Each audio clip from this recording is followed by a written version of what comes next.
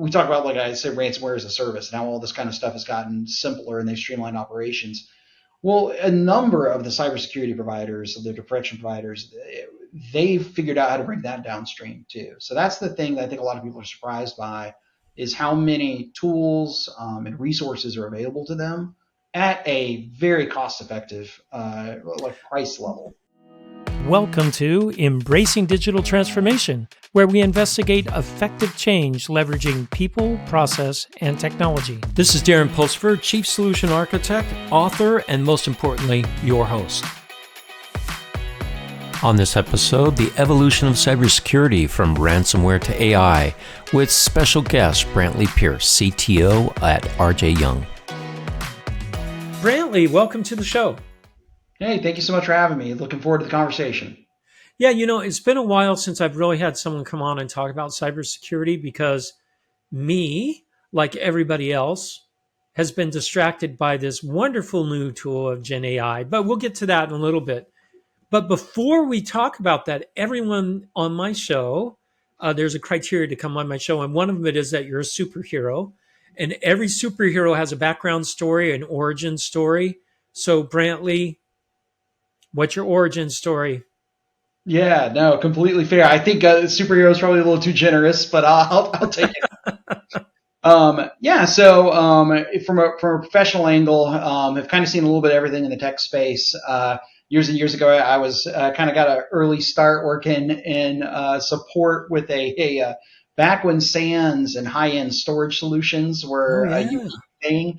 I worked for a boutique firm out of Dallas Fort Worth that specialized in kind of large storage arrays. So that was pretty cool. That's kind of where I got my first taste of all this. But also did the rounds working at Dell on the business to business side. So that was fun and went up through the ranks there. So got to see all kinds of cool stuff. And then have spent the last, 10, 15 years around the managed services space and helping a lot of small, medium organizations kind of get their technology up to snuff, keep them safe, keep them protected, but also efficient at the same time. So right now I get to lead that practice here at the organization I'm at. So it's pretty great. So Brantley, have you seen a major shift in the last 2 years? I mean, let's just be brutally honest. The last 5 years has been so much change. It's ridiculous how much change. Yep. Well, and I know you've probably had folks on here talk about this before, but the whole idea, I think what ended up happening was this ransomware-as-a-service approach, right? And it's the fact that the attackers figured out how to kind of like piecemeal out all the work they were doing and then subcontracted across the board. And what that allowed is like these, historically the attack targets were these giant enterprises, right? Yeah.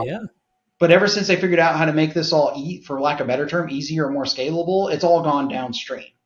So you're seeing more and more small businesses getting targeted. I mean, you see stats out, all over the place, but I think almost across the board, it's almost half of the targets now are in that SMB space. So it's kind of hard to believe. Yeah, that is hard to believe because in the past, you used obscurity because I'm a small business. No one's going to attack me. They don't even know who I am. Yeah. Well, and that's changed. No, for sure. Well, and I think the attackers have gotten smarter. The threat actors out there have not just from a technological aspect, but just literally from an operational standpoint, right?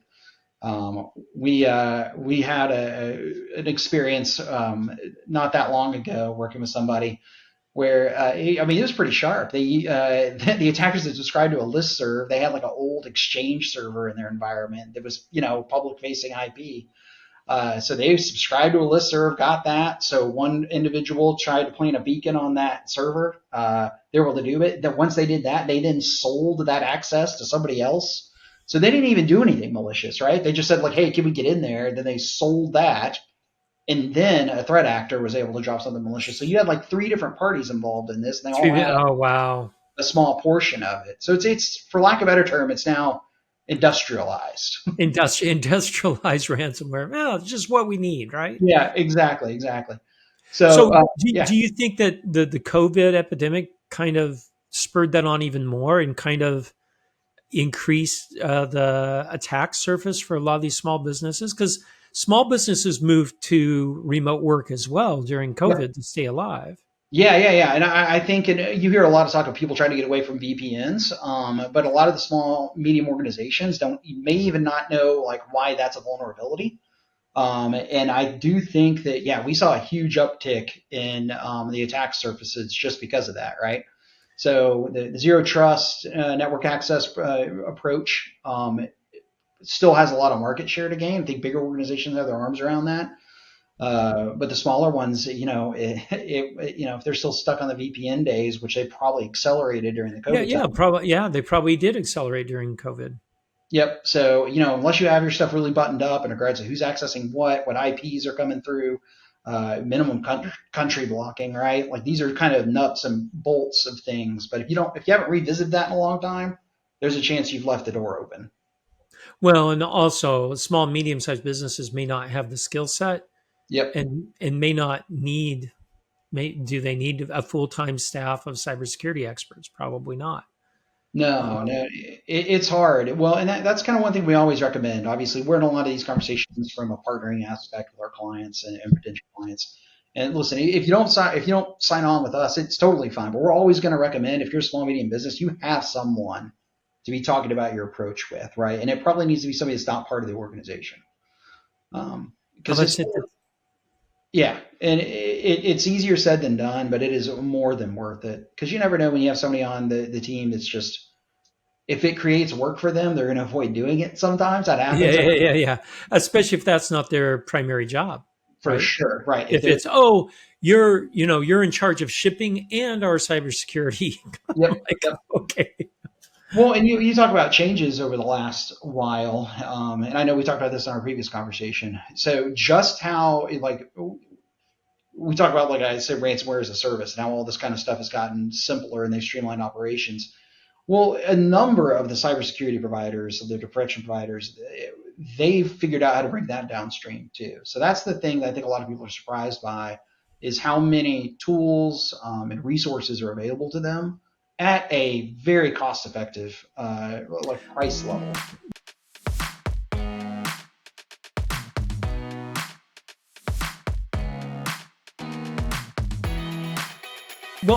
So that could be hard too because let's say that I do have a small business, which I do. I've got my production Yeah, business, right, that runs the podcast, for sure. and I'm like, okay, I see all these tools out there. I'm like, what do I need? I mean, where Yeah. do I even start? Because there's so many out there, and frankly, the security marketplace is all about fear, Oh uncertainty, yeah, and for doubt, sure. right? Yep.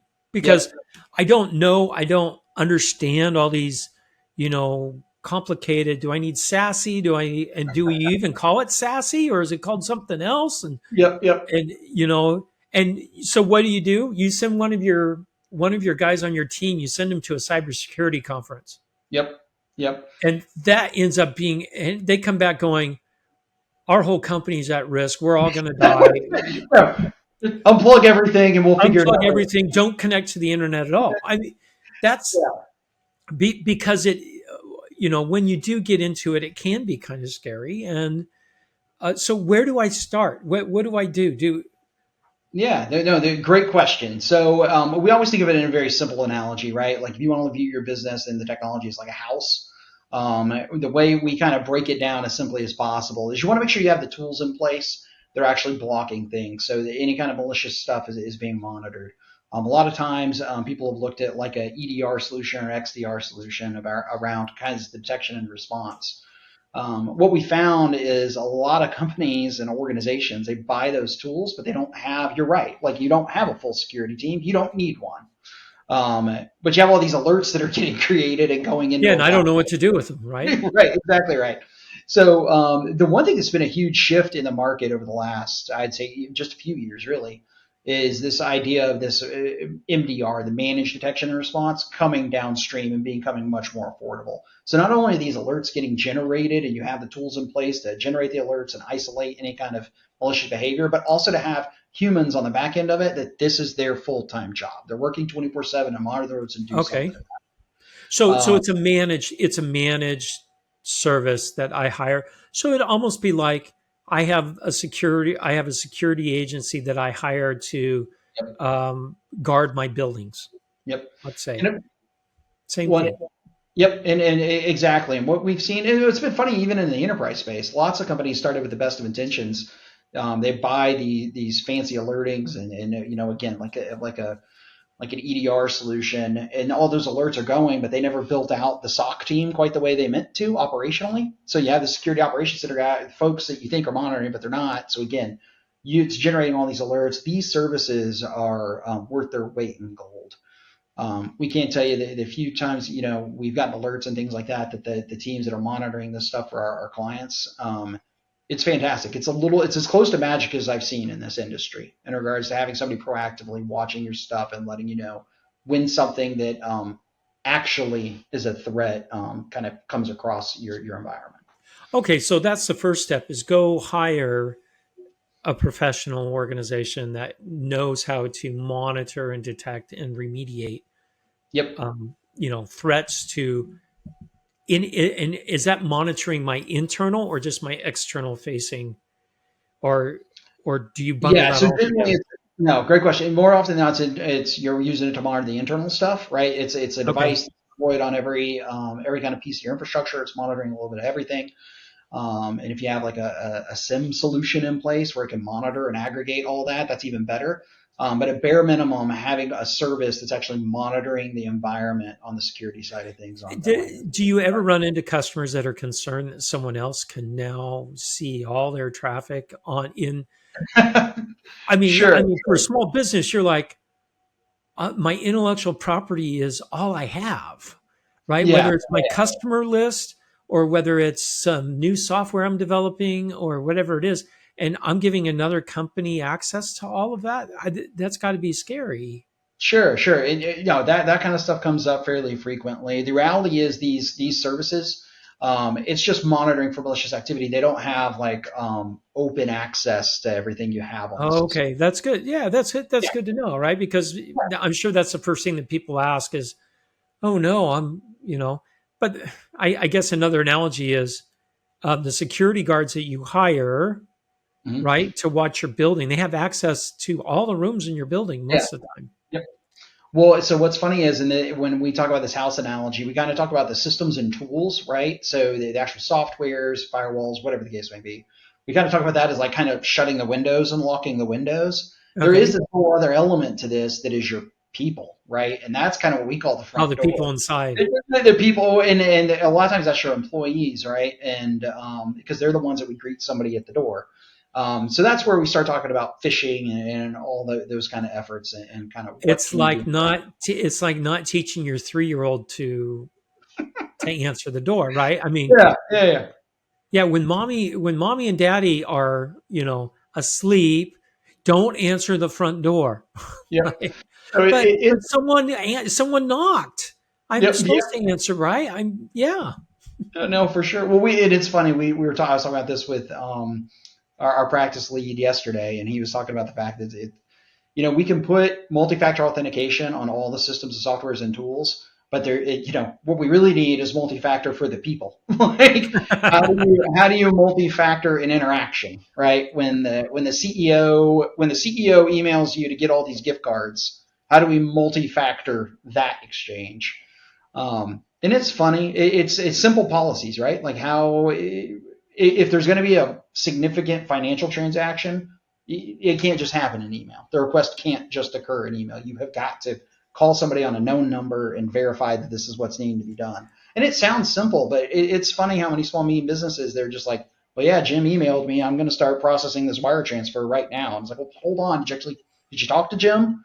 It's like, well, no. Well, it's okay. Maybe start with that.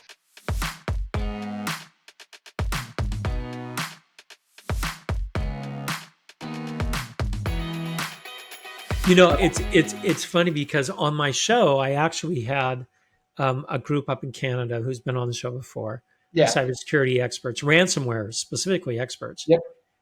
They cloned my voice. Yep. They sent me an email. Then they sent me a voicemail with me saying, "Hey, I need you to transfer this money to this account." Yep. It's surreal, right? Crazy, right? So what you're saying is get on the phone, talk to an individual, not just a voicemail.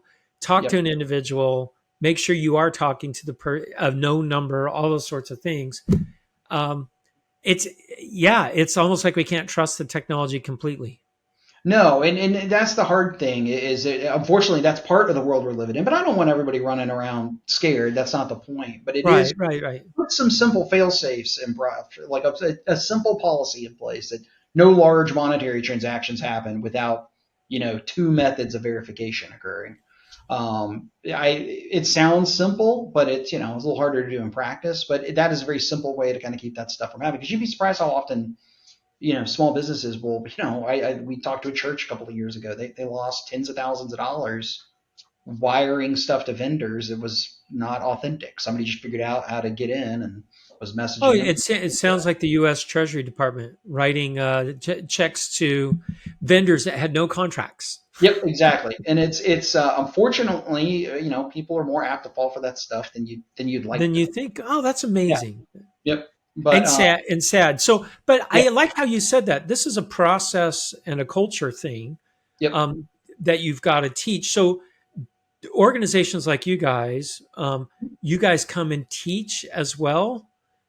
Some best practices and teach my employees. So, let's say I had 10 employees at Paid Our Productions Yeah. that runs the podcast, and I needed some help with cybersecurity best practices. Is that something that I would hire someone to do, or can I just go online and just find whatever to do that?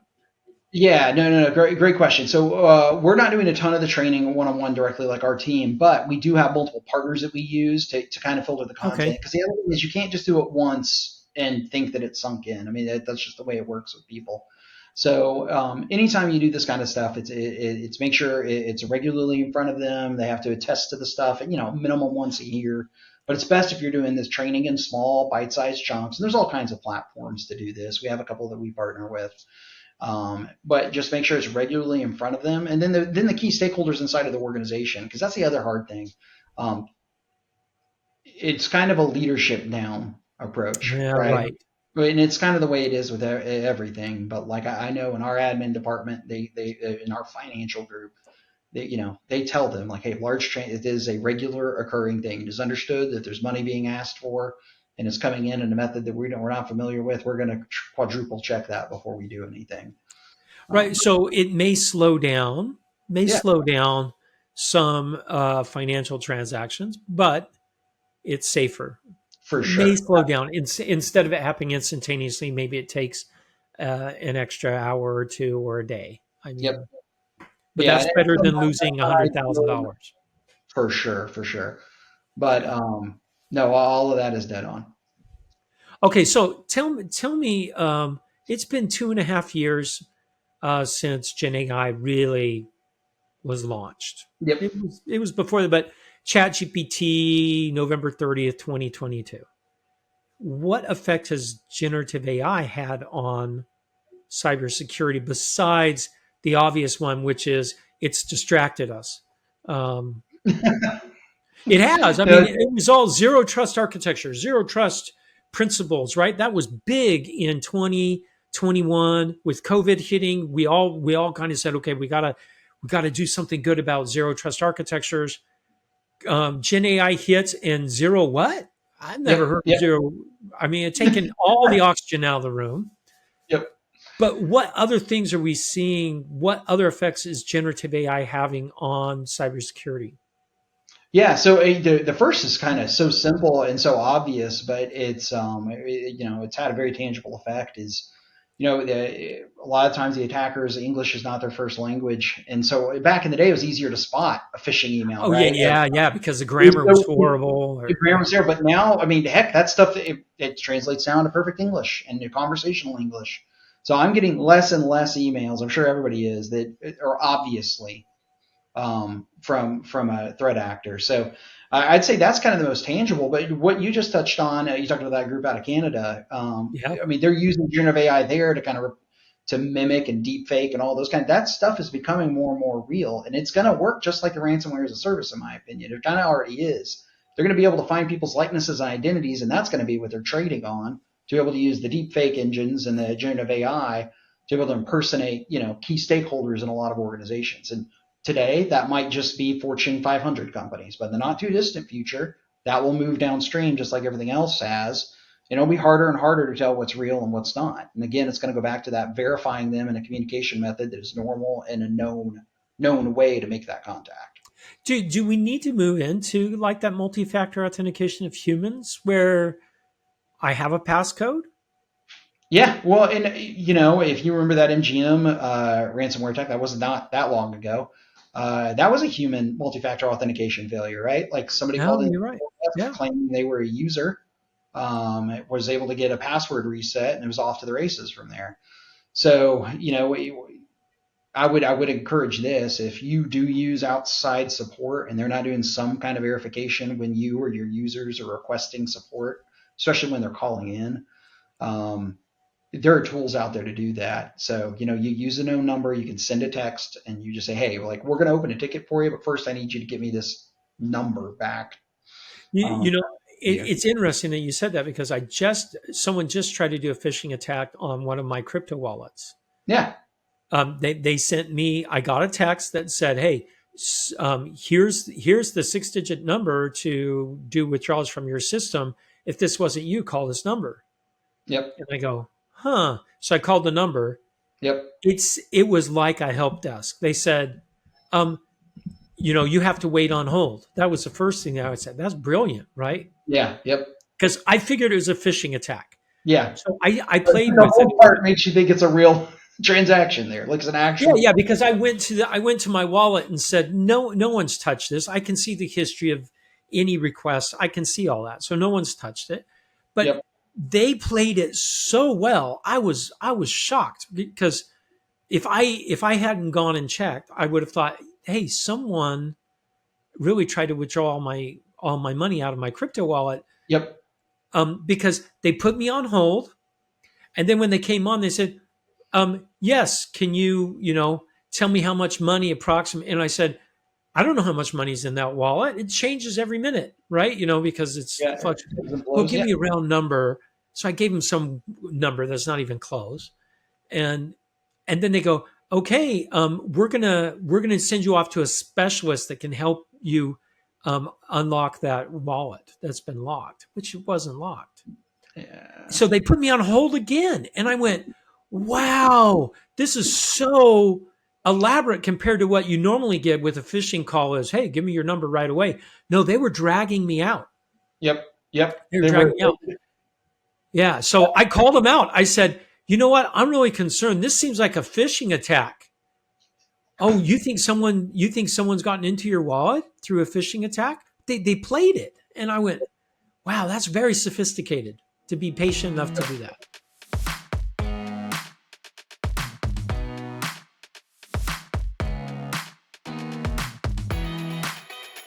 No, yeah, well, and obviously they built a system, right? They've figured out how to modernize it and industrialize it and make it feel like it's a real thing. So it goes back to that, when you're interacting with another person, you try to do it on the method that you're used to interacting with them on, right? It's a known phone number. It's a known phone number. It's something that you've been given from the company. Yeah. Well, okay, that makes a lot of sense. And you asked about kind of first steps. One thing that often gets overlooked, and often that's because it costs a little bit of money, but it's always well worth it. You talked about like early steps of what to do to protect yourself. Prime thing that often gets overlooked is kind of what we call security hardening your 365 tenant, right? So if you're a Microsoft 365, it's easy to turn on and get going, right? It's easy to be, hey, I got email, we're good, I got the apps. And you feel really good about yourself, but when you first turn that on, there's still a whole lot of features that are open. So the attack surface is pretty broad right out of the gate. And if you yourself haven't taken the time to kind of fine tune that or paid an outside resource to kind of help lock it down, that is such a simple and easy thing that can minimize a whole lot of headaches.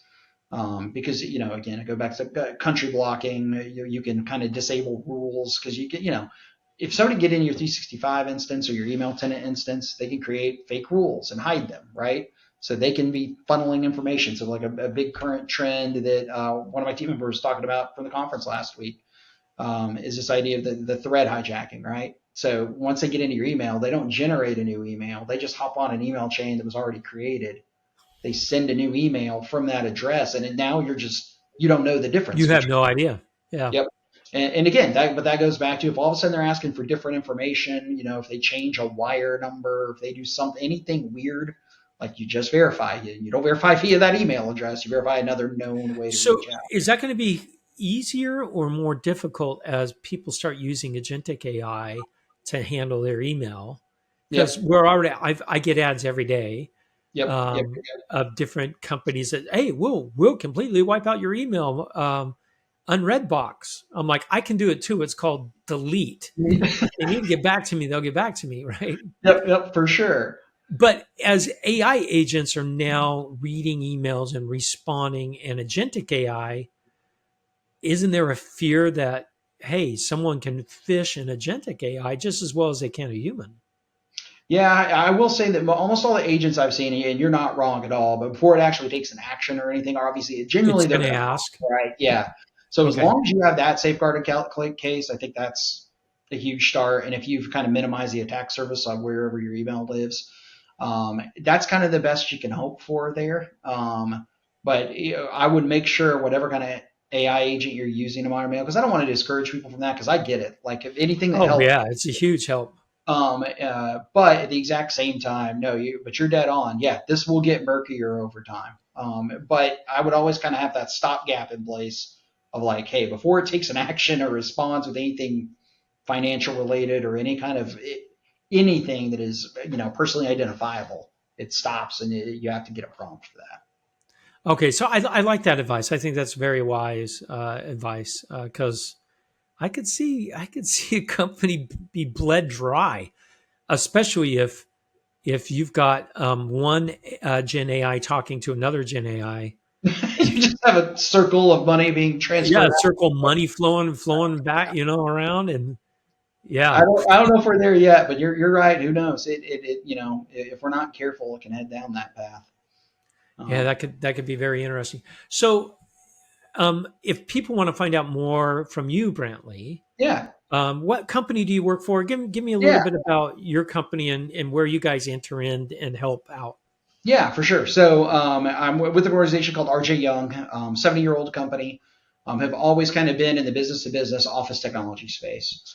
So kind of got our start way back in the day around printing and imaging. That's been a lot of the business for a lot of years. But I'd say over the last 15, have been a big push into diversification. So the group I'm talking about today is our MSP practice, which is one of the largest kind of in the Southeast. We're based out of the Nashville, Tennessee area, but we have 28 offices spread throughout the Southeast. But our groups also offer audiovisual technology help, as well as physical security, cloud native around that, VoIP services, all that kind of stuff. But the MSP practice has been a huge area of growth for us and our team. So it's been great. It's been a great few years. We have a lot of great markets in the Southeast that are growing. Nashville in specific, it's kind of a big destination at the moment, and we've had a huge influx of people into this area over the last decade or so. So, if they want to find out more, just Yeah, rjyoung.com. rjyoung.com, and there's a contact us form on there. That's the easiest place to start. Our customer care group gets those, and they funnel them to the right folks. So it's yes, absolutely, that'd be the easiest way to get in touch. That's awesome. Hey, RJ, I called you RJ. You work for RJ Young Yeah, Brantley. no worries, no worries. Has anyone ever called you RJ before? Probably not. Yeah, no, it does happen. It happens. We It get these does. conversations. Okay, all right. I'm not feeling so bad anymore. Oh, well, the president of our organization's name is AJ. So you got AJ who works for Oh, RJ. That's always fun. That's always fun. that's funny. This has been very insightful, and I think it's very valuable, especially for our small and mid-sized companies that do listen to the show. So thank you for coming on and giving us some hope. Yeah, Where no, and I think one of the things I think we learned here: don't send your crowned shipping guy that you called over cybersecurity to a cybersecurity conference. That's scary, right? yeah, right, right. Yeah, hire someone. Reach out to someone. And MSP is a managed security platform. Is that Yeah, what someone specialized security managed services managed is kind services? of what Okay, I'll so go by. But most all of them will have a cybersecurity practice. But we always recommend having an outside party that partners with you on this. Even if you're I large, it's helpful. No, I think it's very wise. So hey, Brantley, thanks again for coming on the show. Hey, no worries at all. Thanks for having me. Thank you for listening to Embracing Digital Transformation today. If you enjoyed our podcast, give it 5 stars on your favorite podcasting site or YouTube channel. You can find out more information about Embracing Digital Transformation at embracingdigital.org. Until next time, go out and embrace the digital revolution.